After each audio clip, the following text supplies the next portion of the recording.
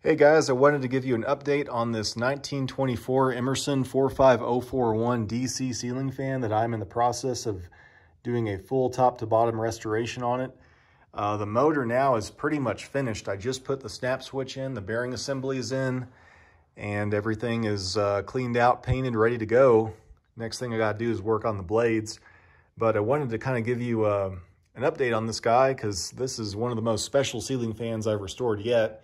It is the only DC ceiling fan in my collection, and really not many of these things survived because, you know, way back in the day, DC was somewhat common, but it was phased out for AC, and then, you know, AC standardized to 60 hertz, 120 volts, and a lot of the kind of unique models dropped out. But, you know, a lot of the DC stuff was just kind of scrapped because there was no use for it anymore once the utilities all went to AC. But somehow this guy survived. I got it from like a scrap heap of ceiling fans in New Orleans, and you know, it was totally all just, you know, rusted, but it had all the parts, and I had to rewind the nichrome resistance coil in there with Kanthal. I gave it a little bit of extra resistance to slow down the low and the medium speeds a little bit more. But other than that, you know, it's you know, all the parts were there, and that was really worth a lot on a fan that's as unique as this one, because this doesn't share, I don't think this thing shares a single part with an AC Longnose. Even the nose is a little bit shorter on it. All the parts are unique. So I was pretty nervous working on this fan because anything I would slip up on would probably be, you know, into the road for a while.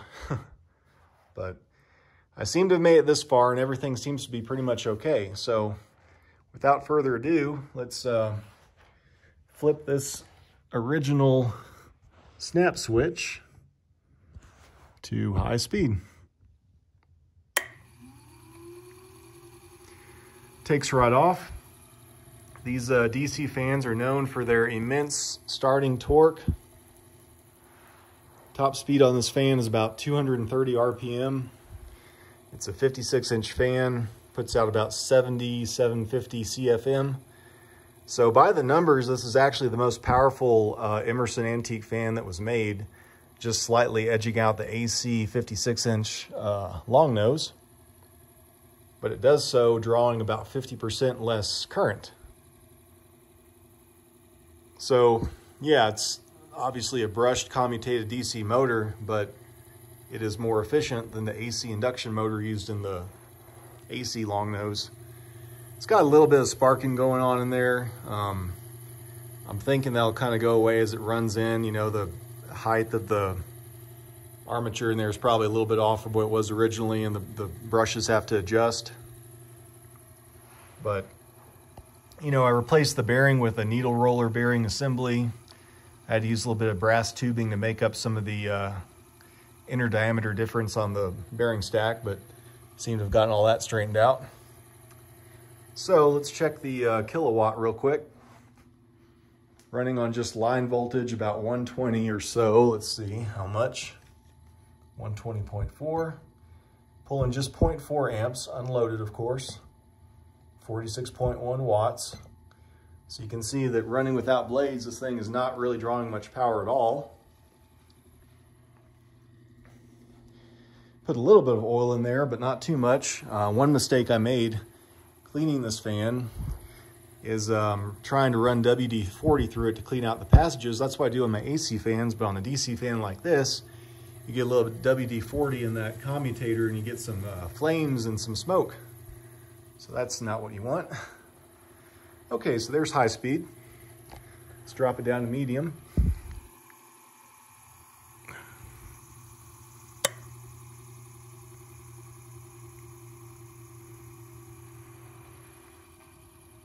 So I'm thinking and I'm hoping that this new medium speed is going to be about 120 or so RPM, because I did wind quite a bit more resistance into that stack than it had originally. Now I'm still not sure if I'm going to use the factory speeds, the snap switch on this thing, or just leave it on high and use the wall controller, because if I do that, then I won't be heating up the the resistance coil stack. And I don't know if that's really a problem or not. I know that because I added extra resistance, it might want to run a little bit hotter. I don't really know for sure, but I do have a infrared camera, so once it's actually hung and running with blades, I can take that little cover off and see if anything's getting, you know, a little too toasty in there. So, running on medium again, let's check the kilowatt. 0.35 amps, that's down from 0.4, 0.41. 40.7 watts. Oh yeah, and essential to running a DC fan is having a full wave bridge rectifier. This one is massively overrated at 1000 volts, 50 amps. That's going to be tucked up in the canopy. I'll have different spade connectors on there that are actually insulated, of course, and probably heat shrink over them too. Got some real nice little terminal screws on there. I'm going to kind of do the same thing. I'll pigtail the wires up into that opening and then up the down rod. Speaking of terminal screws, I have been 3D printing some here. I have those for sale at Fanfare. All right, as you can see, still just a little bit of sparking. And I am going to try to get some replacement brushes, maybe not put them in right away, but just have them on hand. They are a custom size. I looked online. I can't really seem to find ones like that that are square. All right, let's flick it to low. Now this is quite a low speed, and it will easily self-start on this speed, and I'll show you that soon with the wall plug. But I'm thinking this guy's going to run like 50 or 60 RPM when it has blades on it. Just something really tame, and you know, it's a 56-inch fan. It's a big fan. Even running slow 50, 60, it's going to stir up some air. You know, in the wintertime, or if I'm just kind of wanting something a little bit more aesthetic, low speed is what you want.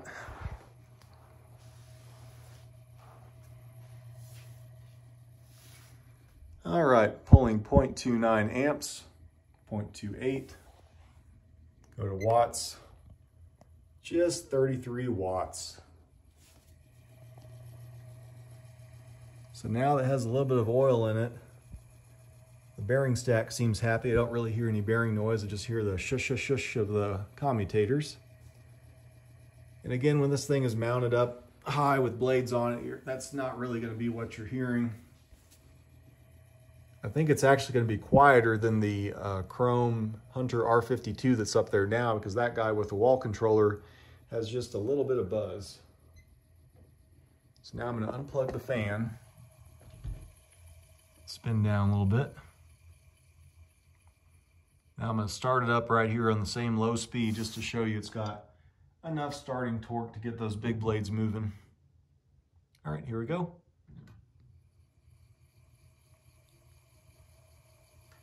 Okay, power off again. Show you one more time.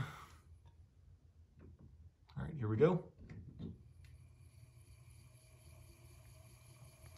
And yeah, I can put my hand to it and do the same thing, and it'll be fine. Won't have a problem at all doing that.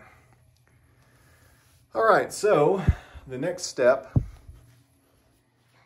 is going to be stripping, sanding, and refinishing these lovely long blades.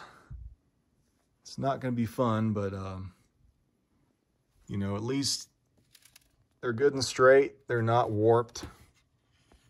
It's got just a little crack in there, a little bit around the screws, but I can wood glue and clamp that. Shouldn't be a big deal. So just some little repairs, and you know, I've seen worse than that. And then irons. Painted those up a couple days ago. So yeah, this guy should be up at my house here in a couple months. Really looking forward to getting that up. It's a very unique fan. Should be very quiet, very powerful. have a really cool look because I'll be able to see the top of this motor coming down the stairs. You can see all the wires and brush holders and all the cool stuff up top. All right, guys, thanks for watching.